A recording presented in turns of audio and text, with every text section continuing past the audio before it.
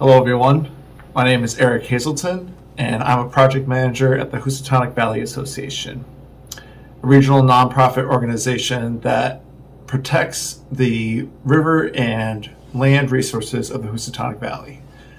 I'm here today to talk to you about watersheds, specifically the Still River watershed. We'll learn what is a watershed, why they're important, and what's unique to the Still River watershed. So what is a watershed? A watershed is all of the landscape that drains into a specific body of water. So it can be a lake, ocean, stream, river, or pond. I like to think of it as a funnel on the landscape. Looking at this little funnel here, all of the edges of the top of the funnel mark the boundaries of the watershed. Then all the rain and snow that enters within the boundaries all drains into a specific location. So think of the water exiting the funnel and that specific location being a pond or a river. In our case, we're talking about the Still River. So we'll be looking at the Still River landscape and understanding how a watershed works. So the Still River runs through the center of Danbury. The Still River's watershed has an area of 75 square miles. What that means is any rain that falls into that 75 square miles eventually ends up in the Still River. The Still River watershed covers portions of 10 towns, a couple towns in New York, 8 towns in Connecticut. New Milford, Bethel, Brookfield are a few of the towns in Connecticut, but most of the land in the watershed resides within Danbury. The Still River is 25 miles long, and it flows north where it connects with the Housatonic River. And the Still River is the 10th longest river in Connecticut. So I think it's about time to take a trip outside and give you a tour of the Still River watershed. So come on and follow me.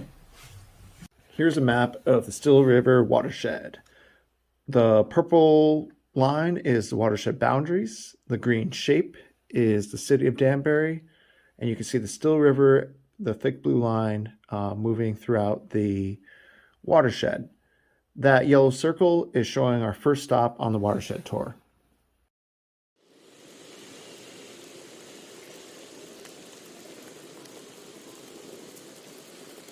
We have made it to the source of where the Still River begins, the headwaters.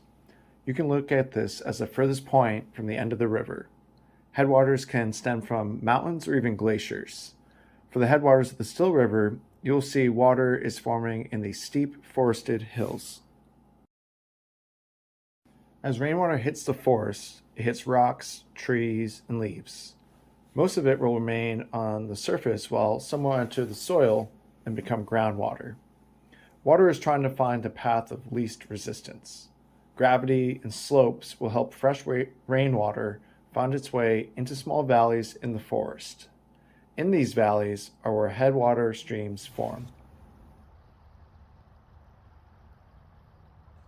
As these small trickles of water move down the valley, they converge together to form little streams. These streams begin to grow in size as you continue to move downstream. The next stop on our tour is Lake Kenosha. Lake Kenosha is a 60-acre lake downstream of our first location. Lake Kenosha is within the Still River watershed.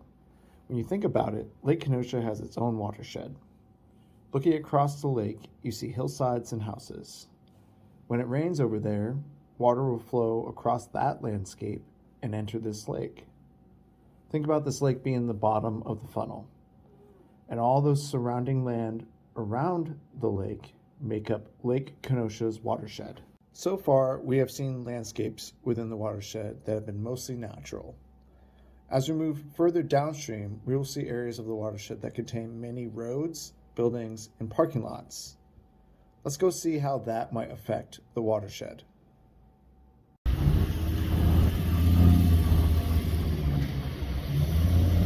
Here in downtown Danbury, there are many roads and buildings, and also the Still River.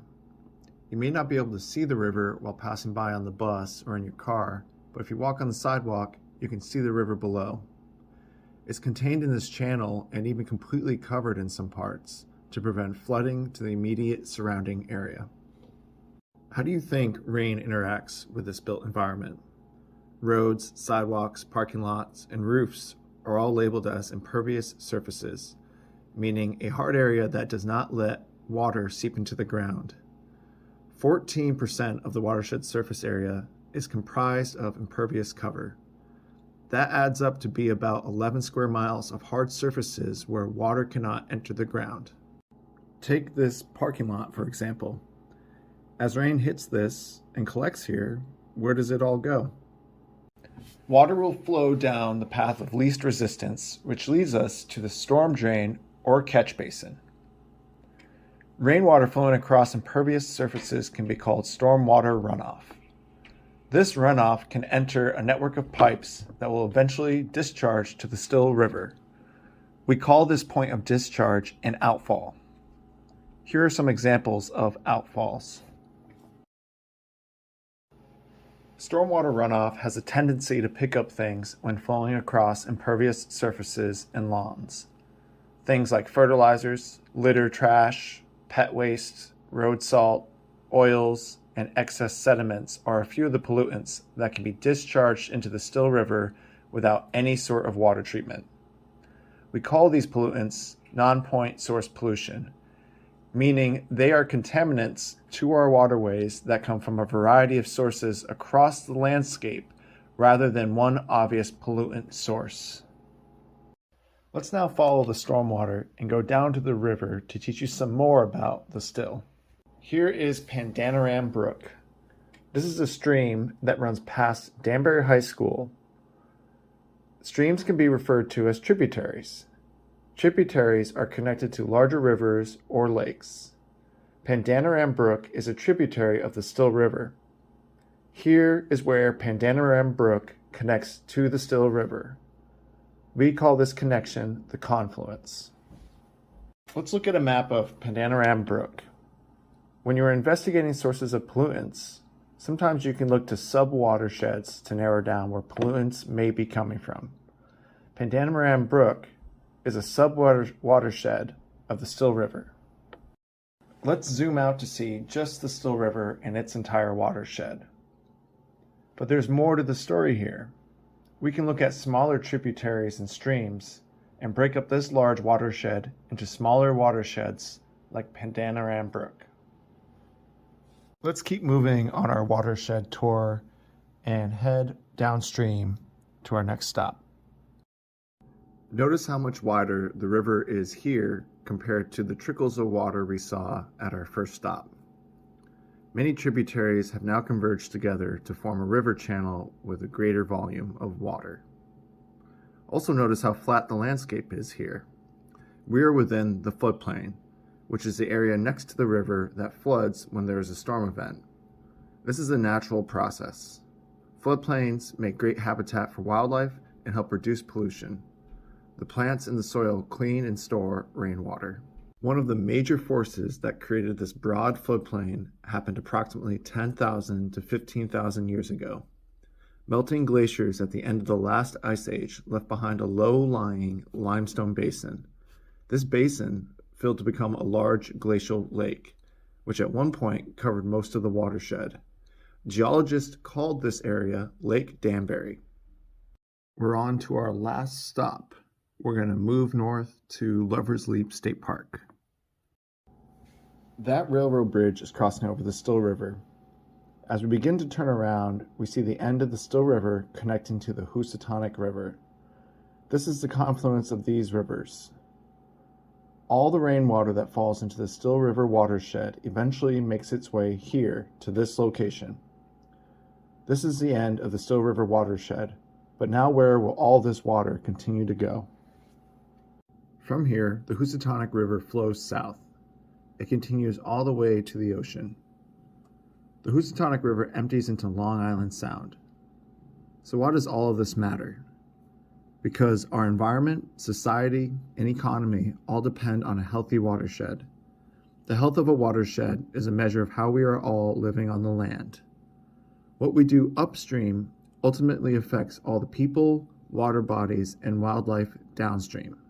The Still River watershed has made a remarkable recovery after decades of industrial pollution, but it still has a ways to go.